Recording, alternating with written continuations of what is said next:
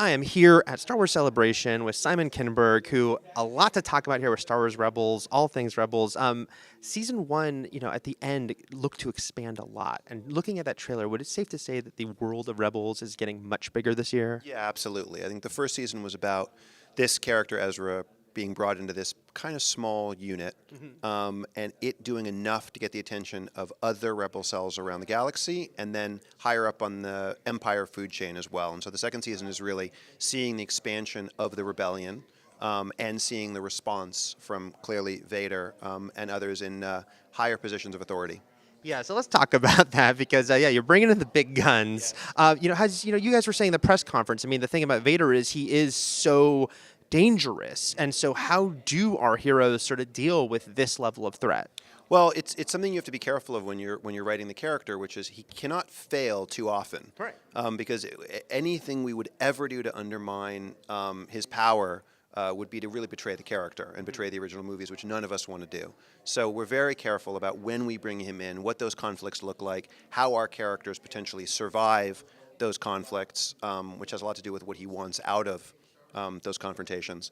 But we felt in many ways, there was some pressure to bring in Vader earlier in the first season because he's the most iconic, really the most iconic character, period. Yeah. In the whole Star Wars universe. And maybe just ever. Ever. I mean, potentially. Right. I mean, maybe Jesus is up there, but it's 1-2. It's depending on the day. But there was, there was some pressure to bring him in, and we all felt like we needed to spend at least a first season to earn the entrance of Darth Vader, and that's why really literally the end of the first season is hearing his breath and seeing him essentially for the first time.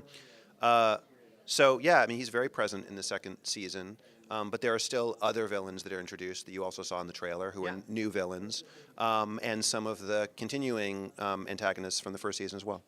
Now, you heard the audience. Everyone is extremely excited about Ahsoka's return. I noticed the trailer did not really show Ahsoka in action, but I can't believe that that's not in the... I'm sure we're going to get some action with her. Can you talk about her role this season and how much we're going to see her? I never know how much I'm allowed to talk about anything, but I think that's an easy one to answer. Yeah. We will see her in action.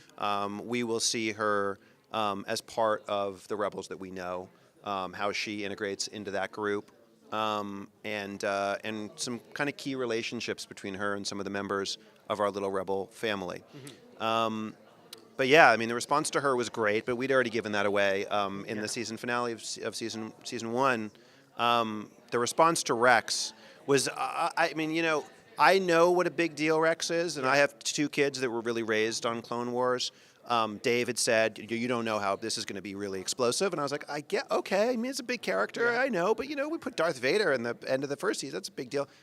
I was not prepared for what just went down.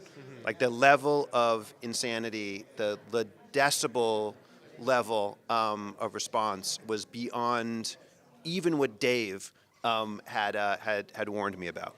Yeah, you led me to my next question. Yeah, you couldn't hear the first time they showed the trailer. You couldn't hear any of the dialogue right after you saw Rex. What can you say about his portrayal? Because, clearly he is on the rebel side. He directly says, if you're a friend of Ahsoka's, you're a friend of mine. So can you say about, I don't know, without saying the specifics of where he's been, what's he like mentally given all that's happened and clearly, the people he used to work alongside, where that went?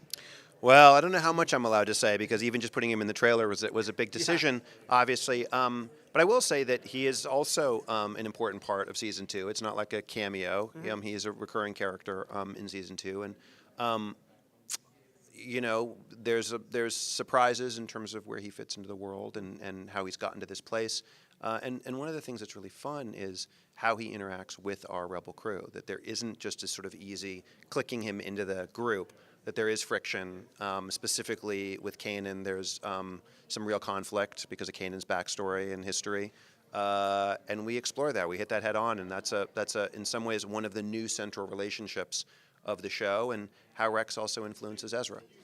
That reveal at the end of season one included, besides Ahsoka, sort of the bigger rebel alliance that is not what it will be, but is sort of forming. Will we kind of learn more about the hierarchy or what is the hierarchy at this point, and sort of learn those, how it's going to grow into what we know it to be in the films? We're definitely going to explore other rebel cells and how the sort of spark of rebellion, which was the initial title, is growing around the galaxy. But the notion of an alliance that looks anything like what we see in the movies isn't really. We're not there yet in the progression and the maturation of the rebellion. But we do definitely get into seeing other cells, some of which were completely independent, but kind of all of which knew about our main rebels because of really what they did in the first season. And that was part of the design of the first season for us too, narratively, was that what our rebels were doing would get the attention of the higher ups, on the evil side, in the Empire, Yeah. and would inspire, whether it was rebel factions, rebel cells, or just individuals all over the place. Now, because you are involved in the bigger world of the Star Wars films, there's this question always comes up, and I've talked to Dave about it. Wouldn't it be cool if Ahsoka popped up in one of the movies? But it doesn't have to be Ahsoka.